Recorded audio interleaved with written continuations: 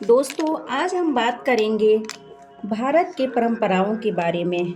जैसा कि हम सब जानते हैं, हमारा भारत देश बहुत ही रहस्यमय है और बहुत ही अलौकिक, जो कि यह भगवान बुद्ध के समय से चलते हुए आ रहा है। आज हम जानेंगे बौद्ध धर्म में श्राद्ध का महत्व। नमस्कार दोस्तों, passion for life Lord Buddha में आपका स्वागत है। अगर आप मेरे चैनल पर नए हैं तो चैनल को लाइक शेयर और सब्सक्राइब करना न भूलें और वीडियो में अंत तक बने रहें। जैसा कि हम जानते हैं, जो श्रेय शब्द है, श्रेय शब्द पाली का या बुद्ध के समय का नहीं है। श्रेय शब्द बनता है आधे श्रेय और रय से, और श्रेय शब्द भी पाली में नहीं है, इसलिए श्रेय भी पाली का नहीं है। पाली में अगर आप श्राद्ध देखेंगे या कनागत अनागत है या संघी दाना है, पिंड दान है, पिंडपात है, संग दान है, तो आपको पता चलेगा कि वर्षावास यानी कि जो भिक्षु संघ है, जो वर्षा काल में एक स्थान पर रहते हैं और एक ही स्थान पर निवास करते थे, वो आषाढ़ में शुरू होता है और आषाढ़ की पूर्णमासी के बाद जब पूर्णमासी आती है सावन वाली और फिर भद्र वाली आती है, तो भद्र पूर्णमासी के बाद में यह समय स्टार्ट होता है और अश्विन पूर्णमासी को 3 महीना वर्षावास पूरा हो जाता है। अब बारिश जा चुकी होती है, लोग अपने काम में जाते हैं, तो एक नियम बना, जो कि भिक्षु हैं वर्षावास कर रहे होते हैं जगह जगह बौद्ध बिहारों में, तो इनको भोजन की व्यवस्था कैसे की जाए। और उस समय जो अपने परिवार के व्यक्ति हैं, अपने माता पिता हैं, उनको अपनी खुशहाली के लिए याद करना था और जो उनके काम से सीखा है उनको याद करना था। तो नियम यह बना कि अपने आप को शुद्ध करने के लिए एक परिवार में जिस दिन उसके सबसे ज़्यादा परिवार के करीबी व्यक्ति की मृत्यु होती है, तो वह दिन निश्चित होता है। जैसे एकादशी है, द्वादशी है, या पूर्णमासी है, या अमावस है, या अष्टमी है, या नवमी है, ऐसा करके तो वे उस दिन को याद करते हुए साधना में बैठता है, साध करता है, महा उपोषित करता है या उपोषित करता है। और वो उपोषित के लिए, महा उपोषित के लिए वो भिक्षुओं के पास जाता है। भिक्षु उसको सील देते हैं। सील देने के बाद में वो अपना सर मुड़वाते थे, और साधना में सिर मुड़वाना एक भिक्षुओं की एक परंपरागत कार्य होता था।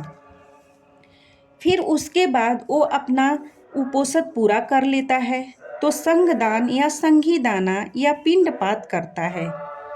पिंडपात का मतलब होता है, पाली भाषा में पिंड उसे बोलते हैं जो सबसे बेहतरीन खाना होता था, शहद, दूध और चावल मिलाकर, क्योंकि मीठे के लिए वहाँ शहद मिलाते थे और दूध होता था और चावल। इसको हम पिंडी बोलते हैं और पिंडी आहार को भी बोलते हैं। पाली भाषा में तो पिंडदान करना या पिंडपात करना या पिंडचारिका, तो जो चावल इकट्ठे होते थे शहद और दूध के, उसको पिंडी बोलते थे। आज भी हम बहुत जगह टुंडी बोलते हैं। तो पिंडी जो होती थी, यानी पिंडदान जो होता था या आहार दान होता था उस समय का, तो नियम यह बना, सभी अपने माता पिता को याद करेंगे, उनके अच्छे कामों को याद करेंगे, साधना करेंगे, साथ करेंगे और साथ के बाद भोजन दान करेंगे। और यह परंपरा लगातार चलती रही भिक्षु के लिए। इससे जो वर्षावास के लिए भिक्षु इकट्ठा थे, उनके भोजन का प्रत्येक दिन प्रबंध होता था 15 दिन तक के लिए, और सब लोग याद करते थे। विपासना चलती रहती थी और जनजीवन भी साधारण चलता रहता था, क्योंकि आने वाला समय है। 30 को अनागत भी बोलते हैं, बाद में यह शब्द कनागत पड़ गया। अनागत का मतलब है अनागत, जो गति अभी आई नहीं है, यानी भविष्य का समय जो अच्छा आने वाला है, तो उसे अच्छा आने वाला समय भी बोलते थे, तो उसे अनागत के नाम से बोलते थे। श्राद्ध शब्द व पिंडदान या संगदान या पिंडपात या संघी दाना आदि उस समय के यह सारी प्रक्रिया है जो लगभग 15 दिनों तक चलती थी।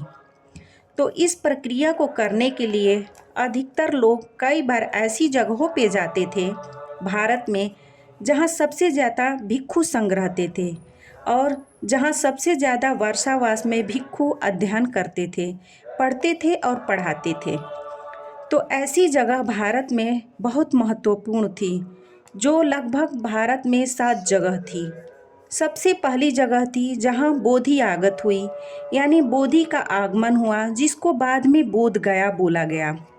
बोधि आगत का मतलब है जहाँ बुद्ध को ज्ञान की प्राप्ति हुई, उस जगह को कहते हैं बोधि आई। बोधि आगत तो बोध गया हो गया। जो बोध गया में निरंजना नदी है, उसके किनारे पर बैठकर अधिकतर पिंडपात के लिए जाते थे, क्योंकि वहाँ भिक्षुओं के बहुत बड़े बड़े संघ होते और उनको भोजन की आवश्यकता होती है। तो उनका वहाँ मन भी लगता है और साधना भी अच्छी होती है, क्योंकि वहाँ बुद्ध को ज्ञान की प्राप्ति हुई, बोधि प्राप्ति हुई। इसलिए उस स्थान पर लोग ज़्यादा मात्रा में पिंडपात किए जाते थे। पिंडपात का मतलब है भोजन दान या आहार दान करने के लिए भिक्षु संघ को लोग करते थे। दूसरी जगह जिसको काशी, बनारस या वाराणसी बोलते हैं, क्योंकि वहाँ भगवान बुद्ध ने वहाँ सबसे पहले शिक्षा दी, शिक्षा उपलब्ध कराई और पहला बौद्ध संघ वहीं बना, जिसको साठा बोलते हैं। तो इसके लिए वहाँ अधिकतर भिक्षु संघ होते हैं, तो उनको भोजन दान करने के लिए या पिंडपात करने जाते थे, अपने माता पिता की याद में विपासना करने के लिए, साधना करने के लिए, साथ करने के लिए। तीसरे नंबर पर आता है बुद्धनाथ। बुद्धनाथ वह जगह है, अत्ता ही अतनो नाथो।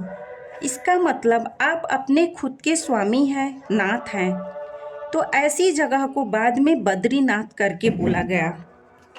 वहाँ लोग पिंडपात के लिए जाते हैं, क्योंकि वहाँ भिक्षु बहुत ज़्यादा रहते थे।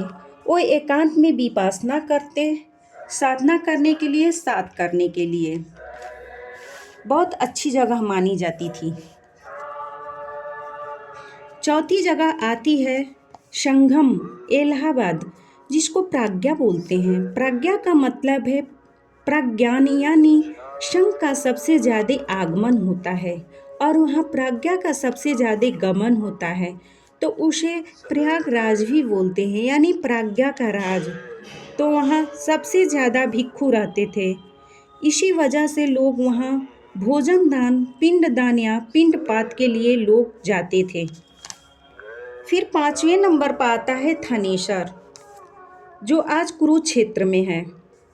थेराओं का शहर, यानी थनेसिर। इतने सिर थेराओं के वहाँ थेरा ही थेरा होते थे, इसलिए वहाँ सबसे बड़ी यूनिवर्सिटी होती कुरुक्षेत्र की। इसलिए वहाँ लोग जाते थे पिंडपात के लिए, भोजन दान के लिए जाते थे, संग दान करते थे। फिर 6ठे नंबर पर आता है मथुरा, यानी महाथेरा, जहाँ बड़े भिक्षु रहा करते थे, यानी ज़्यादा पढ़े लिखे भिक्षु रहते थे, तो वहाँ भी दान की आवश्यकता पड़ती थी। उस नगर में भिक्षुएं ही भिक्षुएं रहते थे, इसलिए वहाँ भी लोग भोजन दान करने के लिए जाते थे।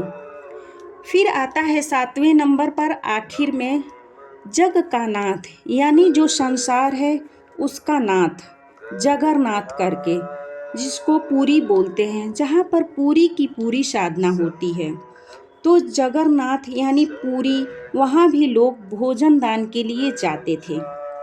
तो यह 7 महत्वपूर्ण स्थान हैं जो भारत के अंदर, जहाँ सबसे ज़्यादा भिक्षु रहते थे और सबसे ज़्यादा पिंडपात या सबसे ज़्यादा भोजन दान या संगी दान या संग दान ऐसे करके वहाँ दिया जाता था। और अनागत यानी अच्छा समय आने वाला होता था, तो यह सारा का सारा उपोषित है, यानी कि पिंडदान है। यह खाली इसी 15 दिन के लिए नहीं है कि आप साधना सिर्फ साल में 15 दिन ही करेंगे। आप सभी जानते हैं बौद्ध धर्म में साल में 24 अष्टमी होती है, 12 पूर्णमासी और 12 अमावस्या होती है, और 15 दिन ये हमारे स्पेशल साधना के होते हैं। जो पिंडपात के दिन हैं। इन सभी में हम उपोषण करते हैं, जिसमें हम साधना करते हैं, पिंडपात करते हैं, पिंडदान करते हैं अपनी इच्छा अनुसार, अपनी क्षमता अनुसार, और किसी खास मौके पर भी पिंडपात करते हैं। ये जो पिंडपात करते समय जब साधना करेंगे तो अपने बाल मुड़वाने पड़ेंगे और वहाँ आप सफ़ेद वस्त्र पहन के भोजन का दान करेंगे। तो यह परंपरा आज भी चलती आ रही है, लेकिन इसका मतलब बदल गया है, क्योंकि लोगों को यह नहीं मालूम कि पिंडदान का मतलब क्या होता है। भिक्षु संघ को भोजन दान देना, साधना करना, विपासना करना, यही परंपरा थी। भारत सबसे भिक्षु चले गए और साथ में यह परंपरा भी। इस वीडियो के माध्यम से आपको श्राद्ध का मतलब पता चल गया होगा। आज के वीडियो में बस इतना ही। यह जानकारी कैसी लगी कमेंट करके ज़रूर बताएं और मेरे चैनल को लाइक शेयर और सब्सक्राइब करना न भूलें। नमो बुद्धाय।